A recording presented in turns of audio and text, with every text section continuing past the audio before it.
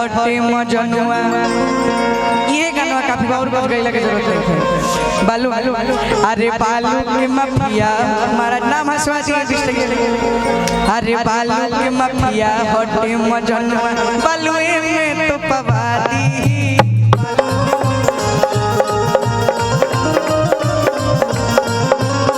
बालू के माफिया हटे मजनुआ बालू में तो पवादी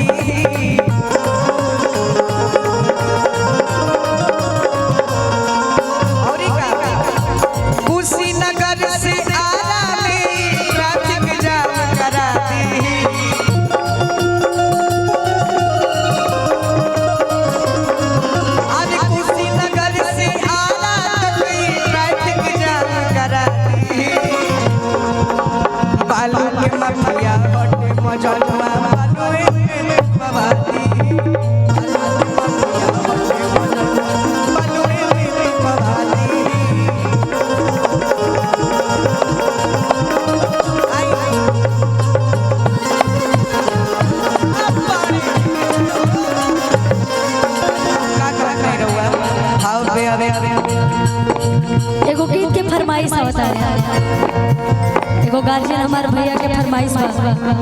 थोड़ा स्केल मेरा दे दीजिए भैया, एफ कर लीजिए, सॉरी एफ कर लीजिए। उस दिन ये गाना पूरा नहीं गा पाते, अभी फरमाइश ये छोटा सा क्लिप लोगों ने सुना है। तो एक जना के पति सऊदी कमाते हैं। देखिए डांस करने वाला गाना बहुत हो गया, लेकिन यहाँ पे कुछ सुनने वाले लोग भी बैठे हैं। उन लोगों के लिए उन लोगों की फरमाइश है, कुछ गार्जियन पीछे बैठे हैं। बहुत सारा गीत संगीत जो सुनने वाला होता है, यहाँ पे सब सुनने वाले लोग मुझे पता है। बहुत सारा डांस करने वाला भी गीत भाई, लेकिन अगर आदमी आनंद लेवल चाहे तो कोनो भी गाना गाना ले सकेला। एगो कहत है औरत एगो के पति सऊदी कमाई चले जा रहे हैं, का कहत है बोली तो के पहन के दिखाई आके करा खातिर झमकाई किसैया सऊदी गइले ना तो के पहन के दिखाई आके करा खातिर झमकाई तसैया सऊदी गइले ना तो कजरा के कराला लगाई पियावा सऊदी गइले ना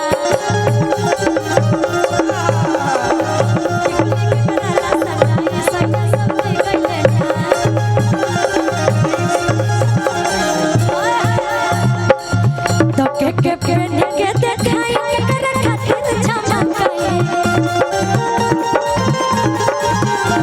के पहन के दिखाई करा खातिर झमकाई। ए राधा कि सैया सऊदी गइले रजऊ सऊदी गइले कजरा कराला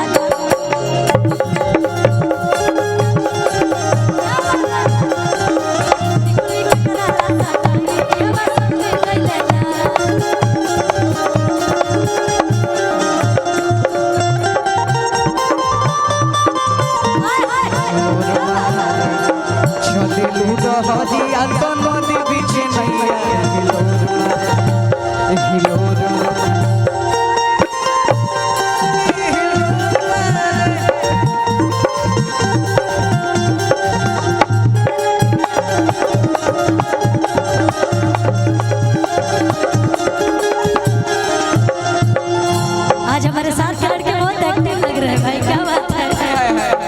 इन लोग के दवाई दे लगा टिंकू सर बहुत एक्टिव लग रहा है आज।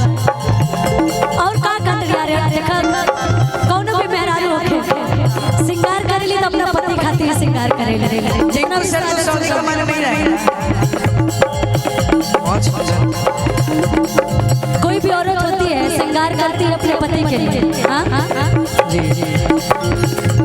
जितना भी शादीशुदा औरत बड़ी जब केहू के पति परदेश चल जाले तो उना चाहिए कि तनी हम बन ठन के रहे, आखिर केकरा खातिर सिंगार करिए तो का कहतली देवरो ना घरे बलमो ना घरे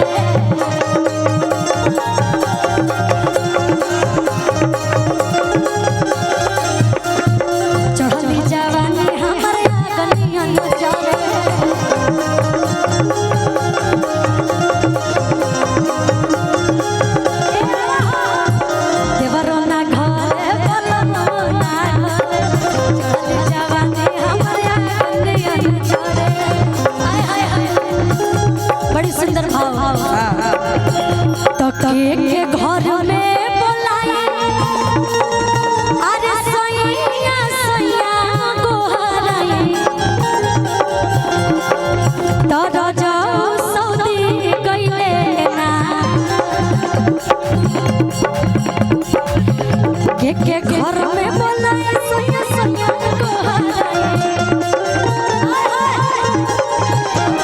के घर में बोलाए सैया सैया को कि सैया सऊदी गइले ना भैया तक जरा के करा ला ला सैया सऊदी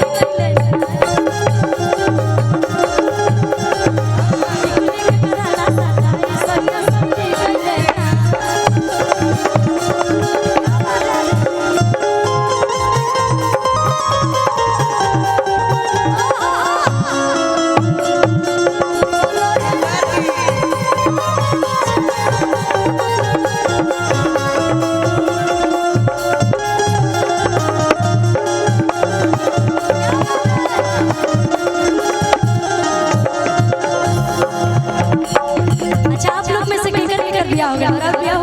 आपके नहीं हुआ है।